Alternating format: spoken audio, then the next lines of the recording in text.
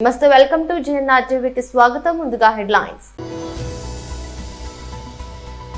అనకాపల్లి జిల్లా అధ్యక్షులు మాజీ మంత్రి గుడివాడ అమర్నాథ్ ప్రెస్ మీట్.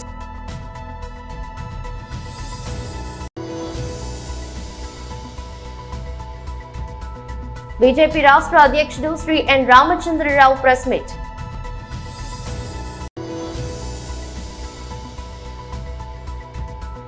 కోట శ్రీనివాసరావు కుటుంబాన్ని పరామర్శించిన మోహన్ బాబు. అనకాపల్లి జిల్లా అధ్యక్షులు మాజీ మంత్రి గుడివాడ అమర్నాథ్ ప్రెస్ మీట్ నిర్వహించారు. ఏ రకంగా ఈ పార్టీని నిర్వీర్యం చేయాలి, ఏ రకంగా జగన్మోహన్ రెడ్డి గారి మీద కక్ష సాధింపు చర్యలు చేపట్టాలనేటువంటి దాని మీద పెట్టినటువంటి శ్రద్ధ ఈ 15 నెలల్లో ప్రజల మీద, ప్రభుత్వం మీద, రాష్ట్రం మీద పెట్టుంటే కాస్త మంచన్న రాష్ట్రానికి జరిగేదని చెప్పి ఈ రాష్ట్రంలో ప్రజలందరూ కూడా అనుకుంటా ఉన్నారు. సరే, కింద స్థాయి కార్యకర్తల దగ్గర నుంచి, సోషల్ మీడియా యాక్టివిస్టుల దగ్గర నుంచి, గ్రామాల్లో ఉన్నటువంటి వైఎస్ఆర్ కాంగ్రెస్ పార్టీ నాయకుల దగ్గర నుంచి, చివరికి రాష్ట్ర స్థాయిలో ఉన్నటువంటి నాయకత్వం వరకు అనేక కేసులు, దాదాపు 2700, 2800 కేసులు ఈ గత 15 మాసాల్లో ఈ ప్రభుత్వం పెట్టింది. ఈ మధ్యకాలంలో కూడా మీరు అందరూ చూశారు, మా పార్టీ సీనియర్ పార్లమెంటేరియన్, 3 సార్లు మూడోసారి ఎంపీగా వ్యవహరిస్తున్నటువంటి మిథున్ రెడ్డి గారి మీద మొన్న రీసెంట్గా వారిని విచారణకు పిలవడం, వారిని అరెస్ట్ చేయడం, నిన్న సెంట్రల్ జైలు కూడా తరలించడం, రిమాండ్కి వేయడం అనేటువంటిది మీరు అందరూ కూడా చూశారు.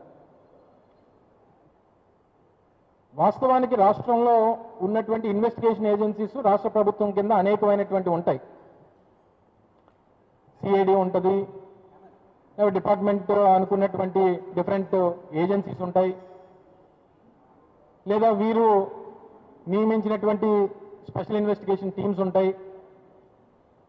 ఈరోజు ప్రధానంగా నడుస్తున్నటువంటి ఈ సిట్ ఎంక్వైరీ, ఈ లిక్కర్ దాని మీద ఏదైతే ఈ అక్రమ కేసు ఏదైతే ఉందో, ఈ అక్రమ కేసు మీద నడుస్తున్నటువంటి సిట్ ఎంక్వైరీ, సిట్ని నియమించారు. ఇందులో కొంతమంది అధికారుల్ని పెట్టడం జరిగింది. కానీ తీరా చూస్తే అసలు సిట్ ఎంక్వైరీ అనేటువంటిది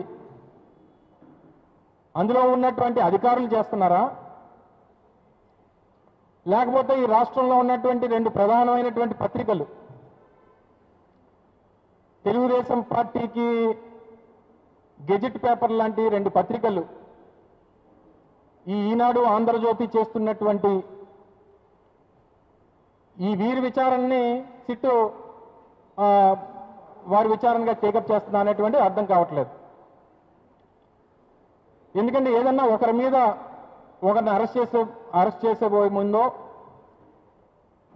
లేదా పలానా వ్యక్తిని రిమాండ్కి తీసుకునేటువంటి దానికి ముందో ఓ ప్రధానమైనటువంటి స్టోరీ వస్తుంది. ఈనాడులో ఒక బ్యానర్ ఐటము, ఆంధ్రజ్యోతిలో ఒక బ్యానర్ ఐటము. దాని నుంచి ఓ వారం రోజుల్లోనో 10 రోజుల్లోనో మనం ఏం జరగబోతుంది అనేటువంటిది మనకు అర్థమైపోతుంది. బీజేపీ రాష్ట్ర అధ్యక్షుడు శ్రీ ఎన్ రామచంద్రరావు ప్రెస్ మీట్ నిర్వహించారు. ఈ పత్రికా సమావేశము నా మొట్టమొదటి ఒక ఢిల్లీ ప్రయాణం నేను అధ్యక్షుడు అయిన తర్వాత జరుగుతూ ఉంది. ఇవాళ రేపు 2 రోజులు మా పార్టీ నాయకుల్ని కలిసి వాళ్ళ ఆశీర్వాదాలు తీసుకొని పార్టీని ఏ విధంగా బలోపేతం చేయాలి అని చెప్పేసి మార్గదర్శనం తీసుకొని ఈరోజు ముందుకు పోవడానికి నేను ఢిల్లీ రావడం జరిగింది. మరి పార్టీ కార్యాలయంలో ఈరోజు సునీల్ బన్సాల్ గారిని, అరవింద్ మెనన్ గారిని, అదేవిధంగా పెద్దలు నితిన్ గడ్కరీ గారిని కొంతమంది కలవడం జరిగింది. మరి రేపు పార్లమెంట్లో జేపీ నడ్డా గారిని, అమిత్ షా గారిని, మరి ఇతర నాయకులు కూడా కలవడానికి మాకు అపాయింట్మెంట్ దొరికింది. మీరు రేపు పార్లమెంట్లో వాళ్ళని కలుస్తాం. చాలా సంతోషం. ఈరోజు ఢిల్లీలో నాకు తెలుగు పత్రికలు, అదేవిధంగా తెలుగు మీడియా, నేషనల్ మీడియా సంబంధించినటువంటి ఒక పత్రికా విలేకరులతో మాట్లాడటానికి వచ్చాను ఇక్కడ. ఇది నా ఢిల్లీలో మొదటి పత్రికా సమావేశం. ఈ మొదటి పత్రికా సమావేశంలో నా జరిగే ముందే ఇంతకుముందు చెప్పారు, కాంగ్రెస్ వాళ్ళు కూడా మాట్లాడడం జరిగిందని. కాంగ్రెస్ పార్టీ నాయకులు ఈరోజు దేశ ప్రజలను, తెలంగాణ ప్రజలను తప్పుదారి పట్టిస్తూ ఉన్నారనే విషయాన్ని భారతీయ జనతా పార్టీ స్పష్టంగా మేము దేశ ప్రజలకు, తెలంగాణ ప్రజలకు చెప్తా ఉన్నాం. ఒకేపు పార్లమెంట్లో జరుగుతున్నటువంటి అనేక విషయాలపైన ఈరోజు మాట్లాడటానికి అక్కడ ఉన్నటువంటి ప్రతిపక్ష నాయకుడే గాయమైపోతామని చెప్పకుండా ఎప్పుడోసారి ఈరోజు అటువంటి వాళ్ళు ఈరోజు భారతీయ జనతా పార్టీ నాయకుల మీద మాట్లాడటం అనేది చాలా హాస్యప్రదంగా ఉంది. నేను ఆ ఇష్యూస్ జోలికి పోదలుచుకునేది, ఎందుకంటే అవి జాతీయ ఇష్యూలు, పార్లమెంట్లో ఇంకా మాట్లాడాల్సిన చాలామంది ఉన్నారు కాబట్టి. కానీ వాళ్ళు చేసినటువంటి ఆరోపణలకు నేను చెప్తా ఉన్నాను.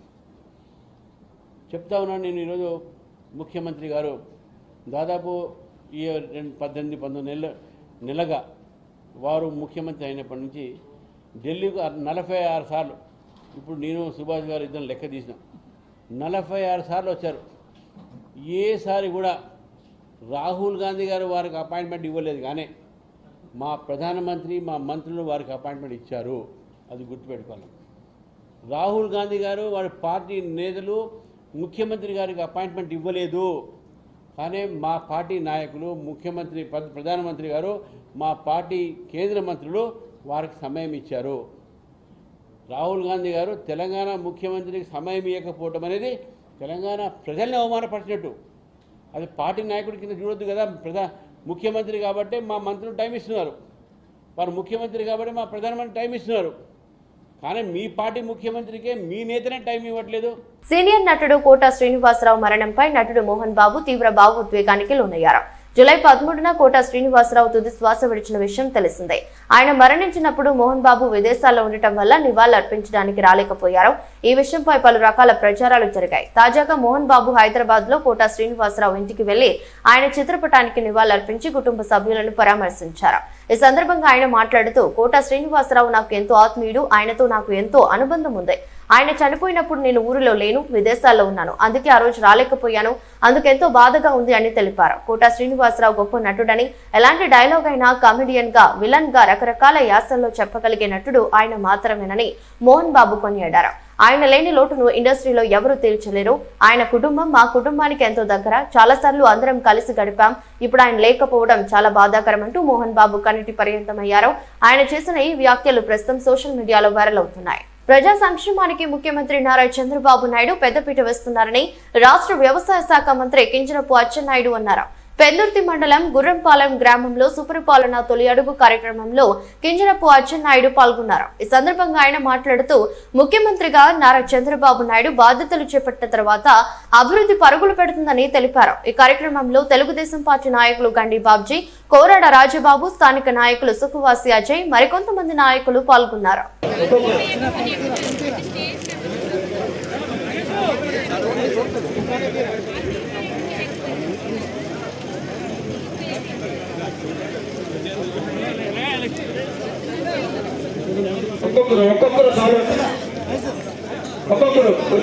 ధైర్యంగా చెప్పే వ్యక్తి. చాలా మంది మంత్రులు చేస్తున్నారు, మనకు గిట్టుపడకూడదు, కానీ ఒక విషయాన్ని సూటిగా చెప్పే అలవాటు చేసుకొని ఆ విషయాన్ని చెప్పగలిగితేనే నాయకుడు, లేకపోతే ఆ పదవి ఉన్నా లేకపోయినా ఒకటే. అటువంటి వ్యక్తుల్లో అచ్చెన్నాయుడు గారు ముందు వరుసలో ఉంటారు.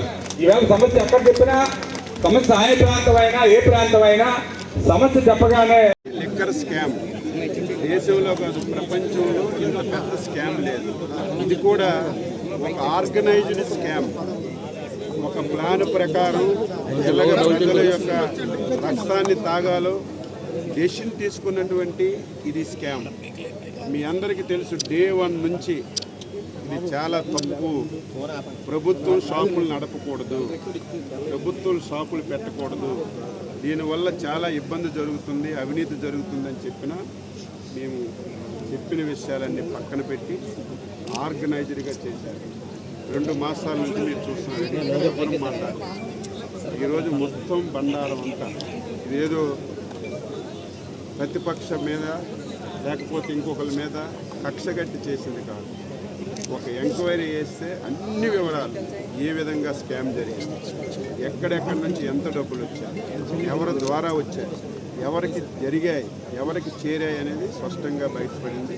ఇప్పటికే చాలామంది అరెస్ట్ అయ్యారు. ఆంధ్రప్రదేశ్లో కాదు, ఈ దేశంలో ఈ లిక్కర్ స్కామ్లు ఏ దారి చూసినా సరే దారులన్నీ కూడా తాడేపల్లి వైపే కనిపిస్తున్నాయి. తప్పనిసరిగా తప్పు చేసేవాళ్ళు గుర్తించుకునే ఆలస్యమైన తప్పు చేసే వాళ్ళకి పనిష్మెంట్ ఉంటుంది. ఈ డబ్బుని రికవరీ చేసి మళ్ళీ ప్రజలకు ఇచ్చే బాధ్యత ఈ ప్రభుత్వం తీసుకుంటుంది. తూర్పు గోదావరి జిల్లా కొవ్వూరు నియోజకవర్గం వైసీపీ నిరసనలో ప్రతిపక్ష నాయకులను అక్రమంగా అరెస్టులు చేస్తూ చంద్రబాబు రాష్ట్రంలో రెడ్ బుక్ పాలన కొనసాగిస్తున్నారని తూర్పు గోదావరి జిల్లా వైసీపీ అధ్యక్షులు చెల్లుబోయిన వేణుగోపాలకృష్ణ అన్నారు. రాజాపేట ఎంపీ మిథున్ రెడ్డి అరెస్ట్ నిరసిస్తూ కొవ్వూరు నియోజకవర్గంలో బస్టాండ్ దగ్గర ఇన్ఛార్జ్ తలారి వెంకట్రావు ఆధ్వర్యం కొవ్వూరు బస్టాండ్ దగ్గర ఉన్న డాక్టర్ బిఆర్ అంబేద్కర్ విగ్రహం వద్ద నియోజకవర్గ వైఎస్ఆర్సీపీ నాయకులతో నిరసన తెలియజేశారు. తూర్పు గోదావరి జిల్లా వైసీపీ అధ్యక్షులు వేణుగోపాలకృష్ణ మాట్లాడుతూ రాష్ట్రంలో చట్టాలు లేవని ప్రతిపక్షం గొంతు అణచివేయాలని లిక్కర్ స్కామ్ అనే ఒక కట్టు కథ అల్లి మిథున్ రెడ్డిని అరెస్ట్ చేశారని, కూటమి ప్రభుత్వం రాష్ట్రంలో రెడ్ బుక్ పాలన అమలు చేస్తుందని అన్నారు. నియోజకవర్గ ఇన్ఛార్జి తలారి వెంకట్రావు మాట్లాడుతూ ఎంపీ మిథున్ రెడ్డిని కూటమి ప్రభుత్వం కక్ష సాధింపు చర్య భాగంగానే అక్రమంగా అరెస్ట్ చేసిందని, చంద్రబాబు నాయుడు ఇచ్చిన హామీలు అమలు చేయలేదని వాటిని ఎత్తి చూపుతున్నారని, వైసీపీ నాయకులను అరెస్టులు చేస్తున్నారని, రాష్ట్రంలో రెడ్ బుక్ పాలన కాకుండా అంబేద్కర్ రాజ్యాంగ పాలన అమలు చేయాలని అన్నారు. కార్యక్రమానికి 3 మండలాల నుంచి భారీ ఎత్తున వైసీపీ కార్యకర్తలు హాజరై నిరసన తెలిపారు.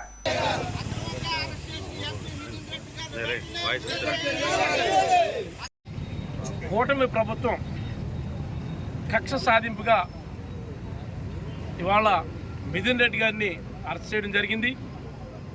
ఎందుకంటే ఆయన ఇచ్చిన వాగ్దానాలు నెరవేర్చకపోయినందుకు దాన్ని ఎత్తిపొడుతారు ఎవరైనా చూపిస్తున్నారు ఉద్దేశంతో డైవర్షన్ రాజకీయంగా ఇవాళ ఎవరైతే వైఎస్ఆర్సీపీలో ఎవరైతే సీనియర్లు ఎవరైతే అన్నదండలు జగన్మోహన్ గారు ఉన్నారో వాళ్ళందరూ ఒక్కొక్కరు అరెస్ట్ చేయాలనే ఉద్దేశంతోనే చేసే భాగంలో ఇవాళ రాజంపేట ఎంపీ అయిన మిథున్ రెడ్డి గారిని అరెస్ట్ చేయడం జరిగిందని మేము తెలియపరుస్తున్నాం. దీన్ని తీవ్రంగా ఖండిస్తున్నాం. ఎందుకంటే నీకు సత్తా ఉంటే ఇవన్నీ కాకుండా రెడ్ బుక్ పరిపాలన కాకుండా అంబేద్కర్ పెట్టిన రాజ్యాంగాన్ని నువ్వు అనుసరించు, ప్రజలు హర్షిస్తారు. చేసిన దానికి నువ్వు మాట ఇచ్చిన దాన్ని నెరవేర్చుకో, అంతేగాని ఏమి కాకుండా ఎవరైతే ఎదురొస్తున్నారో వాళ్ళు అరెస్ట్ చేసేయండి, వాళ్ళు ఎదురొచ్చారో వాళ్ళు చేయండి అని అది ఇష్టం కరెక్ట్ కాదు.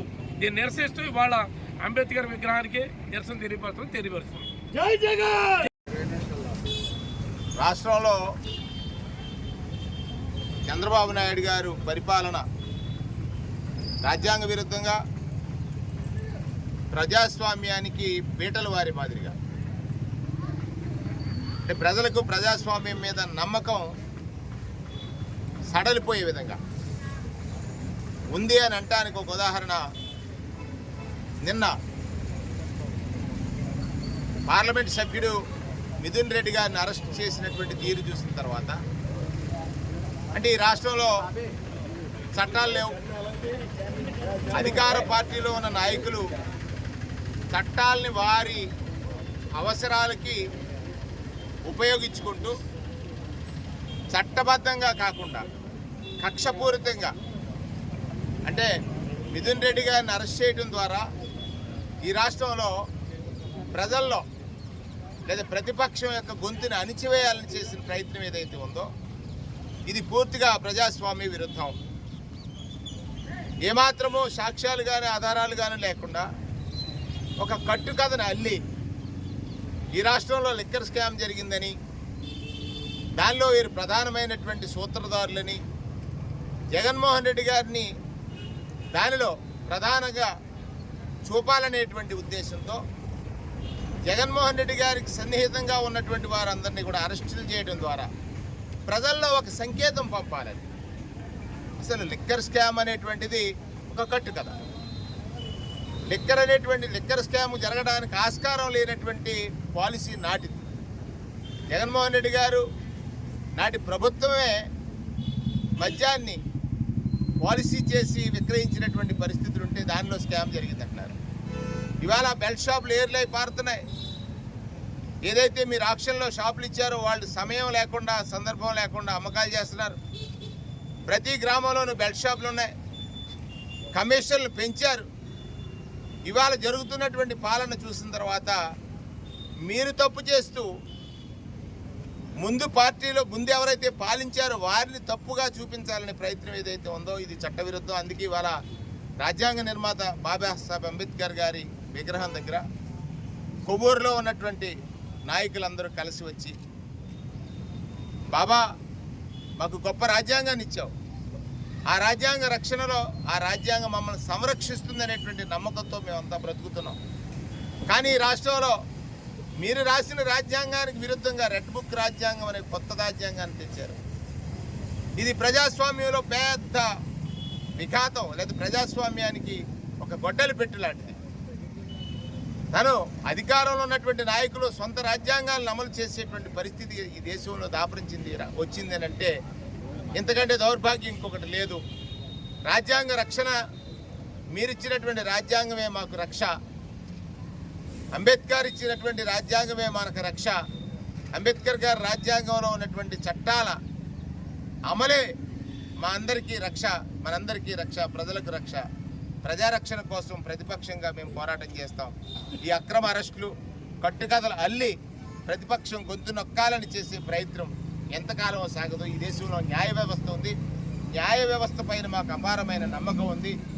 ఏదైతే ఇవాళ ఈ ప్రభుత్వం ప్రతిపక్షం మీద నెపం నెట్టడం కోసం, అంటే తాను చేసిన తప్పులపై ప్రజలు తిరుగుబాటు చేసే ప్రమాదం గ్రహించారా, తెలుసుకున్నారా, ఆలోచిస్తున్నారా? ఆ తిరుగుబాటు నుంచి ప్రజల దృష్టిని ఎలా మరల్చాలి అనుకున్నప్పుడు ఈ కొత్త డైవర్షన్ పాలిటిక్స్ని తీసుకొచ్చారు. మిథున్ రెడ్డి గారి అరెస్ట్ని వైఎస్ఆర్ కాంగ్రెస్ పార్టీలో మేమందరం కూడా తీవ్రంగా ఖండిస్తున్నాం. రాజ్యాంగ రక్షణ మనందరి బాధ్యత. ప్రజలందరూ గమనించాలి.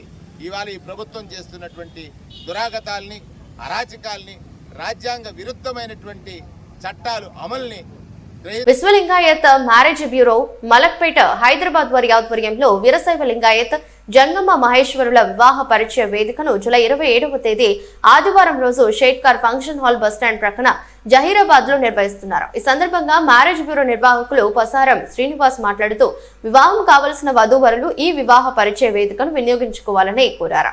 సదాశివపేట్ వీరశైవ లింగాయత్ సమాజం అధ్యక్షులు గందిగా రాజు మాట్లాడుతూ ఈ పరిచయ వేదికను గత 20 ఏళ్లుగా తెలంగాణ, ఆంధ్రప్రదేశ్, కర్ణాటక ప్రాంతాల్లో విశ్వలింగాయత్ ట్రస్ట్ వారి ఆధ్వర్యంలో నిర్వహిస్తున్నారని తెలిపారు. ఆదివారం ఉదయం 10 గంటల నుండి మధ్యాహ్నం 3 గంటల వరకు పరిచయ వేదిక ఉంటుందని తెలిపారు. ఈసారి నిర్వహించే వివాహ పరిచయ వేదికకు వీరశైవ లింగాయత్ జంగమ మహేశ్వరుల కమ్యూనిటీలో డాక్టర్లు, ఇంజనీర్స్, పీజీ, విదేశీ సంబంధాలను అన్వేషించే వారితో పాటు అన్ని విద్యా అర్హతలు ఉన్నవారు, సెకండ్ మ్యారేజ్ వారు కూడా ఈ వివాహ పరిచయ వేదికలో పాల్గొనవచ్చని పేర్కొన్నారు. మనవి చేయుచున్నాను. ఈ యొక్క కార్యక్రమం నిర్వహిస్తున్న పాసారం శ్రీనివాస్ గారికి సమాజం తరఫున ధన్యవాదాలు తెలియజేస్తాను. విశ్వలింగాయత్ ట్రస్ట్ వారి ఆధ్వర్యంలో కూడా మన సంగారెడ్డి జిల్లాలో రెండవసారి హైదరాబాద్ షట్కార్ ఫంక్షన్ హాల్లో వివాహ పరిచయ వేదిక ఏర్పాటు చేయడం జరిగింది. ఈ కార్యక్రమాన్ని జిల్లాలోనే కాకుండా పొరుగు కర్ణాటక రాష్ట్రాల నుండి కూడా వివిధ గ్రామాల నుండి అధిక సంఖ్యలో విచ్చేస్తారు. కాబట్టి జిల్లాలోని ఉన్న విదేశీ లింగాయత్ బంధువులందరూ కూడా ఈ కార్యక్రమంలో పాల్గొని ఈ కార్యక్రమం విజయవంతం చేయాలని చెప్పి మా సుభాష్పేట్ విదేశీ లింగాయత్ సమాజం తరఫున కోరడం జరుగుతుంది. ఈ వివాహ పరిచయ వేదిక అనేది, వివాహం అనేది మన తలరాత ఏ విధంగా అయితే అవుతుందో ఆ విధంగా జరుగుతుంది. దాన్ని చేయడానికి మీడియేటర్ కావాలా. అందులో భాగంగానే మన శ్రీనివాస్ గారు ఈ విశ్వలింగ ట్రస్ట్ తరఫున 27వ మ్యారేజ్ వివాహ పరిచయ వేదిక అయింది. గతంలో 26 పరిచయ వేదికలు నిర్వహించడం జరిగింది. కొన్ని వందల జంటలను ఏకం చేయడం జరిగింది. ఒక జంటను ఏకం చేయడం అనేది చాలా ఇబ్బంది. వీరి ట్రస్ట్ తరఫున చాలామంది జంటలను ఏకం చేయడం జరిగింది. అందులో భాగంగా మా కూతురు వేదిక సంబంధం కూడా మా శ్రీనివాస్ ఆధ్వర్యంలోనే నిర్వహించడం జరిగింది. ఈ కార్యక్రమాన్ని ప్రతి ఒక్కరు కూడా విజయవంతం చేయాలి. ఎందుకంటే ఈ పరిచయ వేదిక ద్వారా ఒక పెళ్లి వేదిక జరుపుకోవాలంటే వాళ్ళ ఇంటికి రావడము, మన ఇంటికి రావడం, మనం వాళ్ళ ఇంటికి పోవడము, అక్కడ అంతా ఖర్చుతో కూడుకున్నది. ఇది ఖర్చు లేకుండా అక్కడ అందరూ అక్కడికి వస్తారు కాబట్టి, అక్కడనే వధువు వరుడు ఇద్దరు వస్తారు కాబట్టి వధువు వరులను చూసుకున్న తర్వాత అక్కడ నిశ్చయించుకోవచ్చు. ఇదొకటి మంచి అవకాశం. ఎందుకంటే చాలామంది సమాజంకు దూరంగా ఉండి సమాజం నాకేం చేసింది, సమాజంతో నాకేం అవసరం అనే వాళ్ళకు ఎవరితోటి సంబంధాలు ఉన్నాయి. ముఖ్యంగా ఉద్యోగస్తులు, ఒక మంచి కార్యంలో ఉన్న ఉద్యోగస్తులు ఏం చేస్తారంటే ఎవరి దగ్గర కూడా ఏం లేదు. రిటైర్ అయిన తర్వాత బిడ్డలో కొడుకో పెళ్లికి వస్తారు, 35 ఏళ్ళు అయితే వాళ్ళ సంబంధాలు చెప్పేటోళ్ళు ఉంటారు. ఇలాంటి వేదికలు వాళ్ళకు చాలా ఉపయోగపడతాయి. కాబట్టి అందరూ కూడా ఈ వేదికను ఉపయోగించుకొని దిగ్విజయపరచాలని చెప్పి చూడడం జరుగుతుంది. వార్తలు ముగించే ముందు మరోసారి హెడ్లైన్. అనకాపల్లి జిల్లా అధ్యక్షులు మాజీ మంత్రి గుడివాడ అమర్నాథ్ ప్రెస్ మీట్.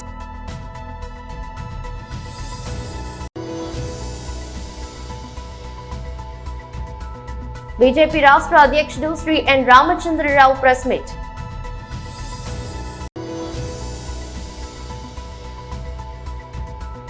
కోట శ్రీనివాసరావు కుటుంబాన్ని పరామర్శించిన మోహన్ బాబు. ఇదే బులెటిన్, మరో బులెటిన్లో మళ్ళీ కలుద్దాం. అంతవరకు సెలవు, నమస్కారం.